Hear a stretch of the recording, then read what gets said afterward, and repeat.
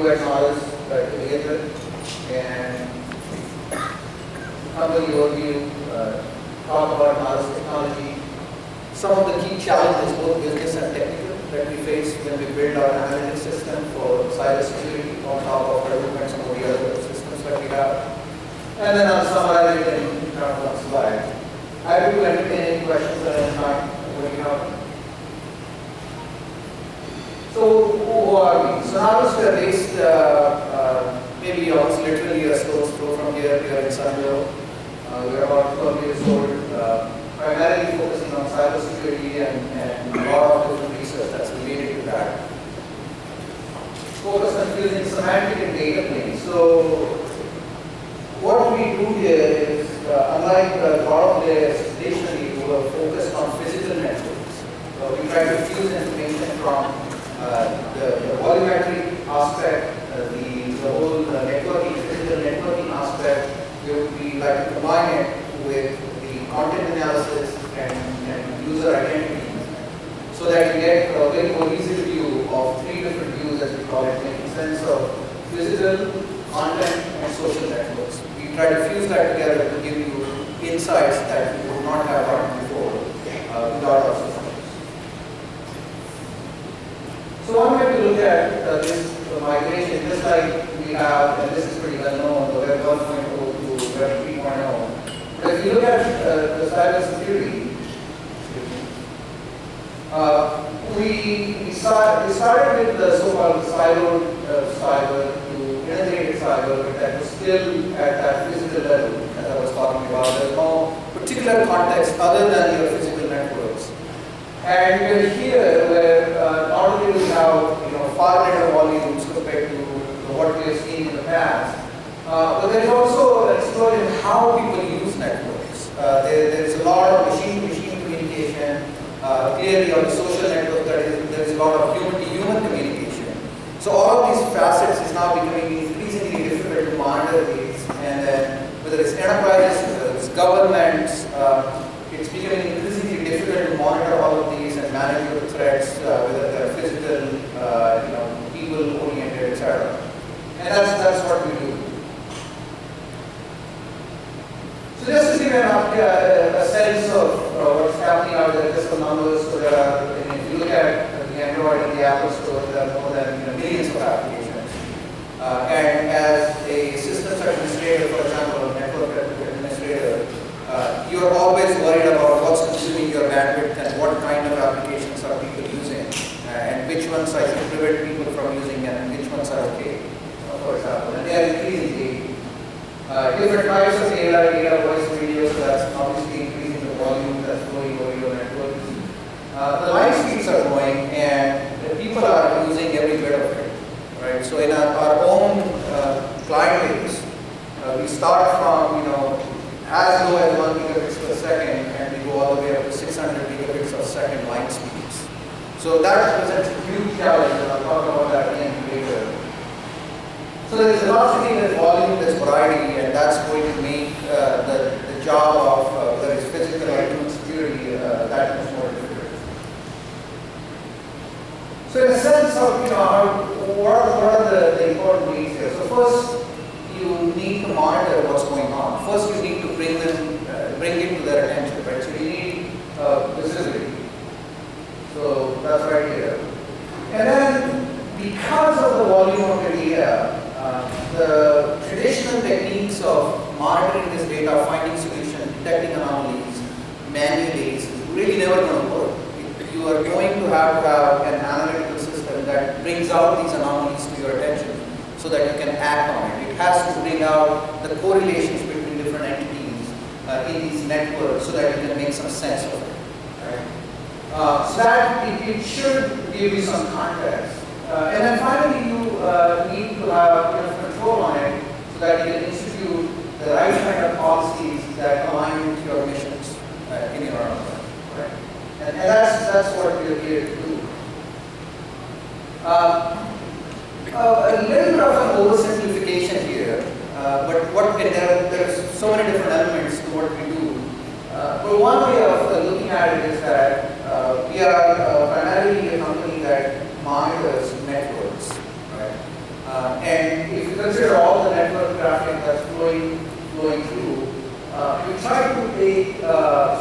very coarse level, we have the network view of it, which I've been calling the physical view of your network. We do some semantic analysis by analyzing the deep packet inspection, extracting content from the data that's flowing around your networks, and then detecting topics, trends, content, detecting correlations between humans that are interacting, etc. And then finally, putting together the behavioral patterns for the users who might be part of your threat scenario, right, when it comes to cybersecurity.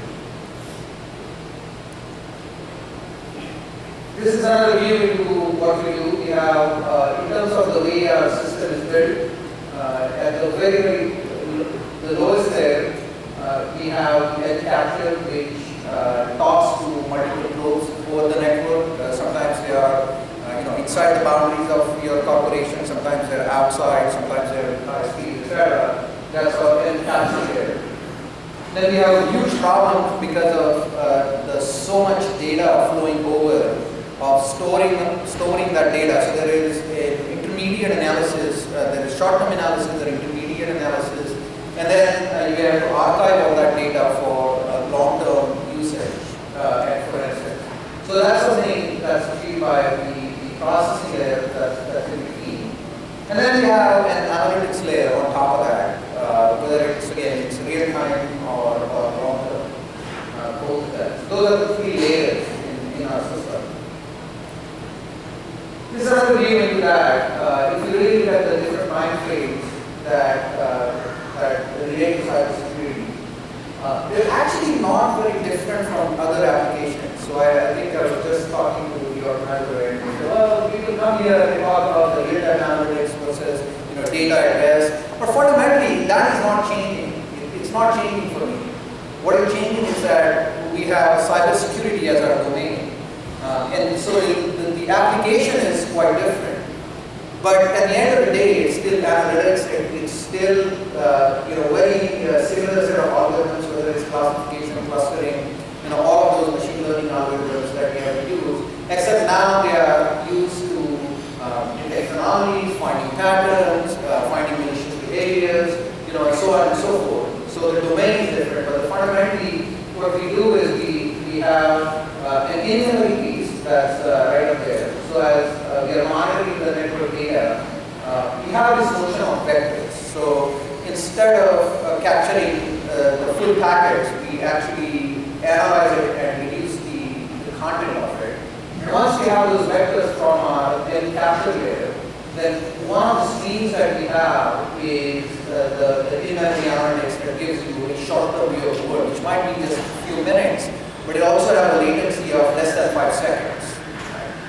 And then we have data at rest analytics, where once it gets stored through our Hadoop and HBase combination, then we run some of the things that we do on the data at rest analytics, include long-term links, for example. How do you characterize the behavior of your network, for example, on a daily basis, as opposed to a matter of few seconds, right? We have a lot of machine learning that makes use of the data that Hadoop stores for us, where you run mapping jobs and collect that data in order to train your models. Right? So that's the at-rest part of our offering.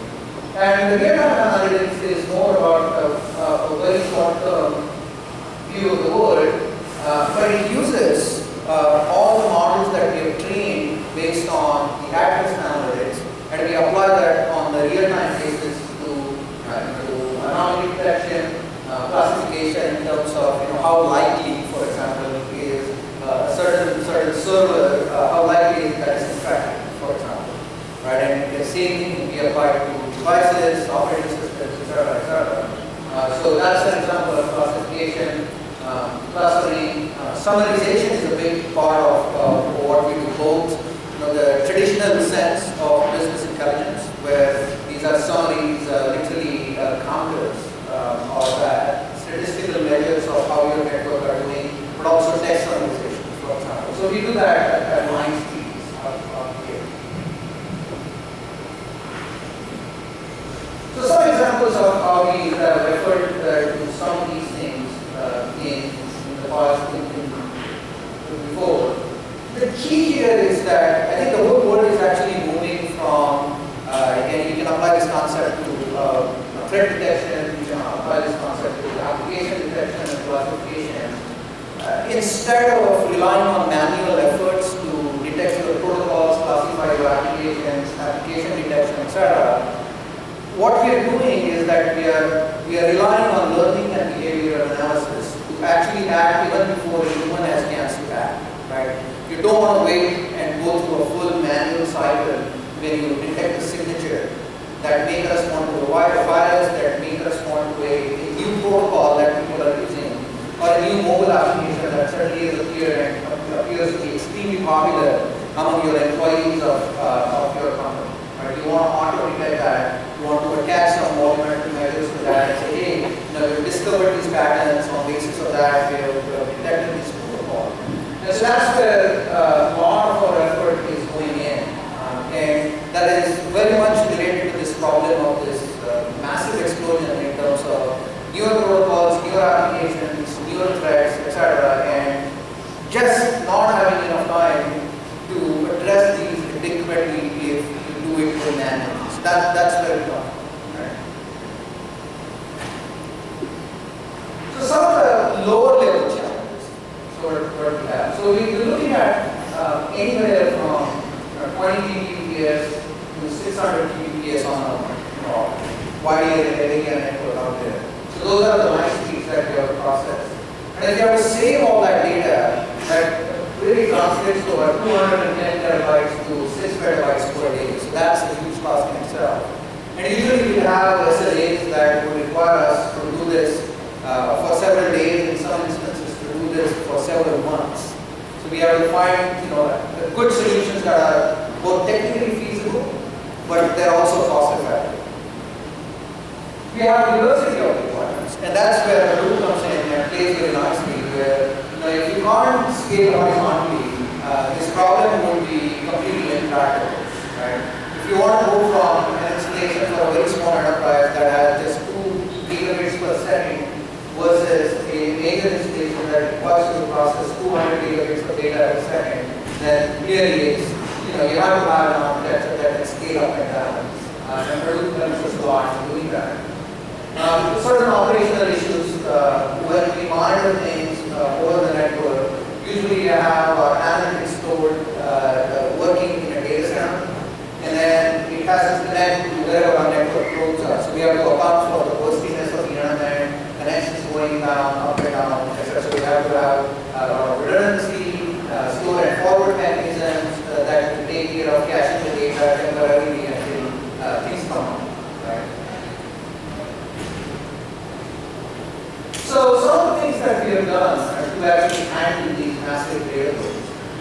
So this term might be misleading for some of them, the metadata, but what we try to do is that when we capture all the network data that's flowing, whether it belongs to Facebook or Twitter kind of communication, or whether it's DHCP or DNS, we actually get all of that data, and we are able to port independent protocol processing of that data.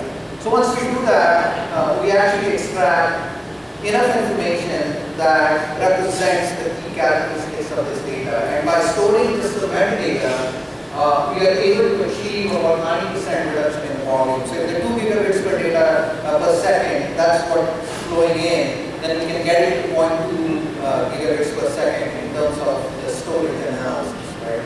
So that's a huge thing in terms of being able to process all that and store that. There are also techniques of compression that, knowing the kind of metadata that we generate, we can compress the data based on knowing the enumerated values, for example, a session association. So we know the domain, we know how the data is related. So we exploit that fact to further compress that data when it's sent over the wire, but also when it's stored in our system. That's the great element in that. Third one is a more practical issue for me as finding resources to manage the system. So you can go up and down the level of abstraction and achieve some certain efficiencies, but the best formula that we have found, at least in terms of long-term storage, doing MapReduce and stuff like that on the data address kind of analytics, is a combination of Hadoop and HBase in set that I get, I found that's you know, I can find people to actually do that and do that sufficiently well for what we want to achieve. And finally, it's not about your SI relationship doing all the work. A lot of things that we do, including deep packet inspection and so forth, now you can have a chipset that can do the same thing for you. So we are constantly looking for a kind of a hybrid approach where how much can we achieve at the lower level, the lowest level possible. And then that leaves room for doing a lot of different analytics at the higher level where we can actually use the CPU to its fullest extent. Another thing, this is the age of NoSQL and whatnot, and Hadoop and HDFS, and so people are forgetting the fact that relational algebra is quite powerful. In fact, a lot of you take line-based analysis, for example, if you are trying to compute weights for a linear system, you can express it as a set of predictions, right? So we do use, mainly use extensive use of relational databases in conjunction with everything else that we do here, right? We definitely do traditional nature-based, but we do in-memory computations, sort of, and even things like anomaly detection, which depend on things like computing patterns, entropies, and there's obviously a combination of the relational processing and Java code that augments it. But the underlying fact base that we use is relational. And then finally, there is this. If you look at the technology out there, we are kind of in the second phase of this big data, so to speak, where people are waking up and realizing that it's not about just the mathematics jobs, right? So we are collecting huge volumes of data, and then at the end of the day, people doing simple things, the business intelligence aspect of it is still important. The fact that your data has grown does not mean that part of it has gone away. So if you look at a lot of different solutions out there, there are, for example, SAP and HANA or HP Vertica, etc. We're trying to bridge this gap between the relational view of the world, or the SQL-centric view of the world, and this big data, right? And maybe doing some experiments. This is don't hold me to it, but we're doing some experiments to really test out the limits of how far you can go when it comes to supporting your business intelligence functions, which require a relational view of the world. In an ideal scenario, what I want to do is I want to have this massive data set sitting there, and maybe it's Hadoop and HBase, and I want to run my analytic queries against that. But we know that's not possible. So what I'm showing here is kind of the preliminary results of what we did. So there are now techniques or products like we call DSQL, which work in a way where the queries are actually not mapped into matrix. Rather, they have alternative ways of doing it to fetch the results to you, or order of magnitude faster than if you did the same thing by mapping the query to matrix, right? So we are exploring that, and we're seeing that it's kind of intuitive. Is that as your database size goes up, initially you could use your MySQL cluster or whatever database RDBMS that you want, but as the data size increases, then the performance really starts showing a difference between those kinds of tools and traditional MySQL kind of tools.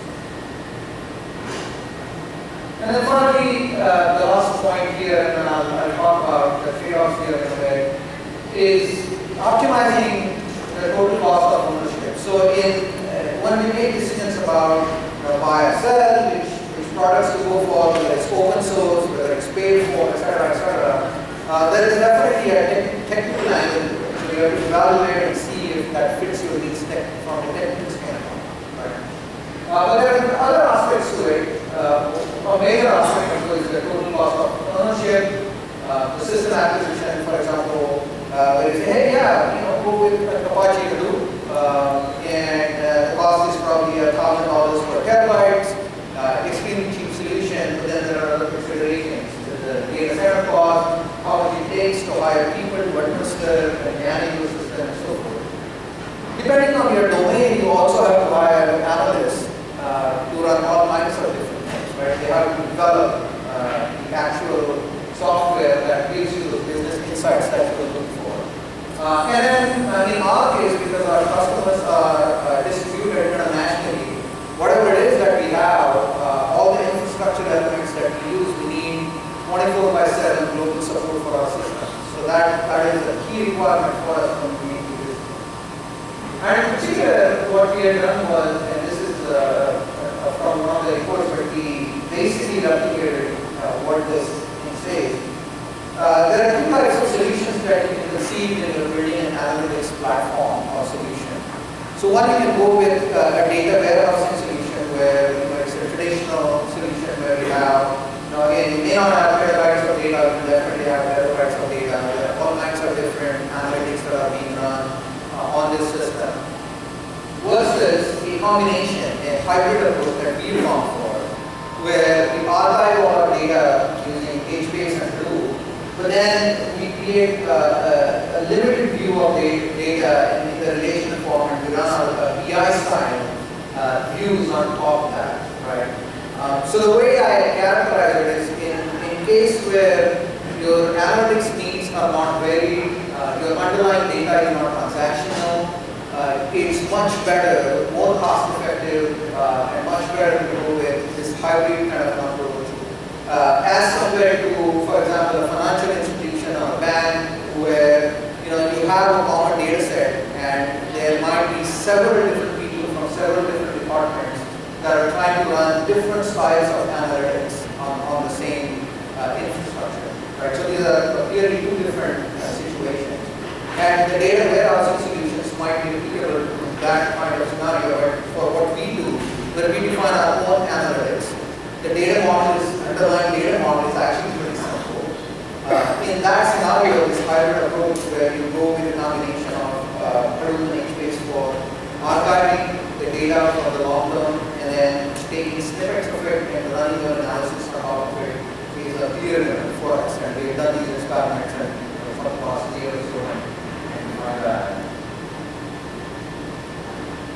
And so that brings me to the end. I started with sort of the company overview, the technology. The emphasis is on fusing these three different elements: the network element, the semantic element, and the user or coding interviews.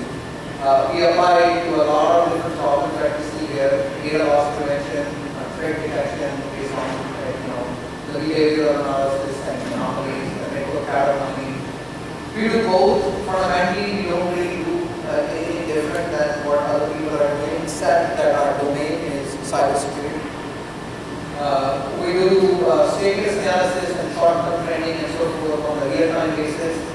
And then finally, we have this hybrid approach where we scale horizontally through running an HBase, but then we have these ways to use for sort of giving that to the analysts that are more interested in the relationship with the report. So that's it. Any questions? Yeah, any questions? Can you go back to the previous slide? I was a little confused about the comparison between EDW and what do you mean by EDW and RDB master? Can you explain that? Yeah, so these are the two styles of applications that I was thinking about. Again, read that report. But essentially, when you look at the total cost, there's going to be an acquisition cost. So the Hadoop is a no-brainer in terms of the acquisition cost, right? But what determines the best solution is what percentage of the overall cost is the system acquisition cost.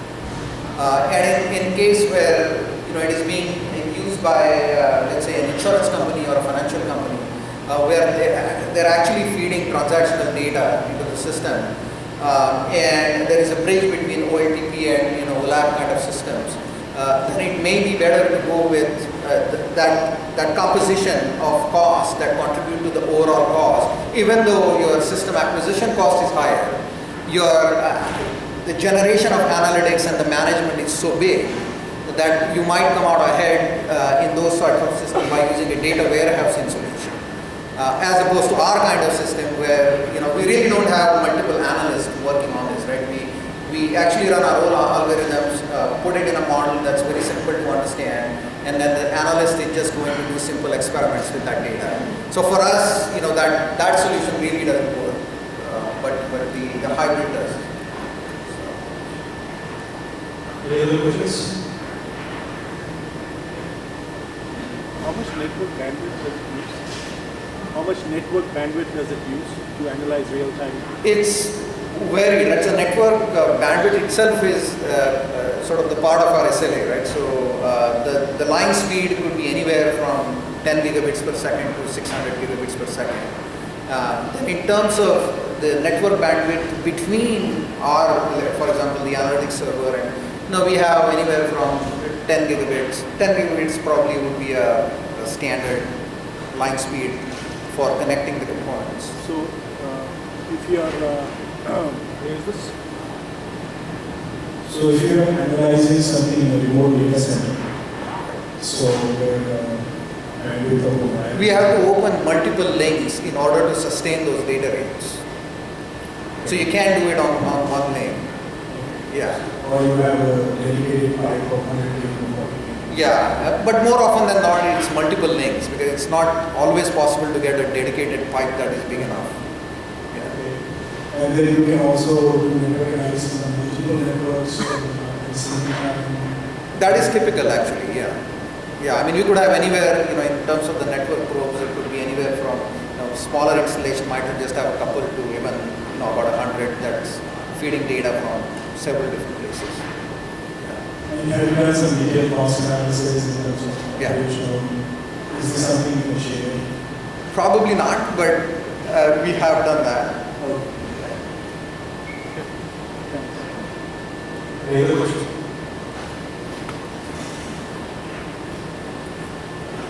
I'm just curious, how do you do real-time intrusion detection?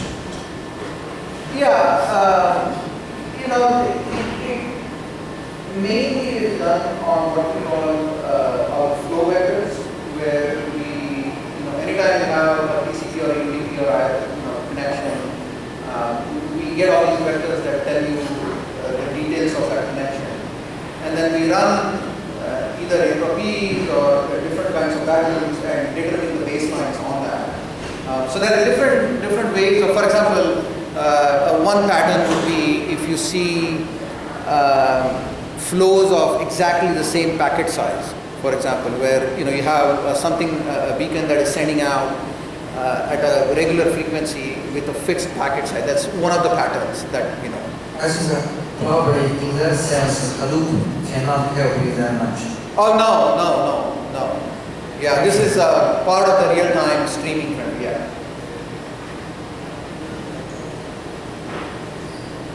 Any other questions? Hello. Can you share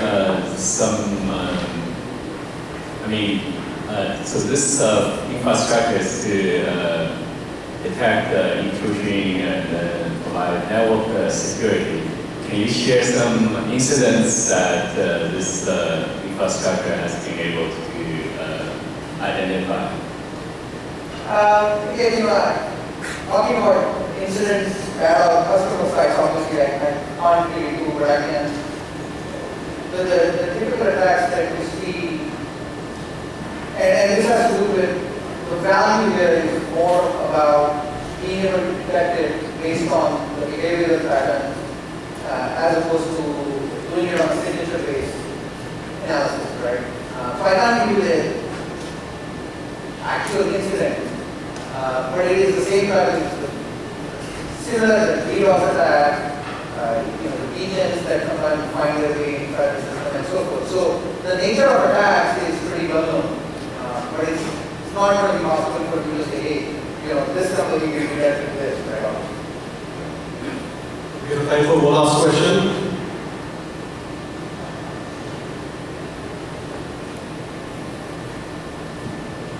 You can share examples, but can you sell your product? Because I don't think I'm sold about cars, why I should buy your product.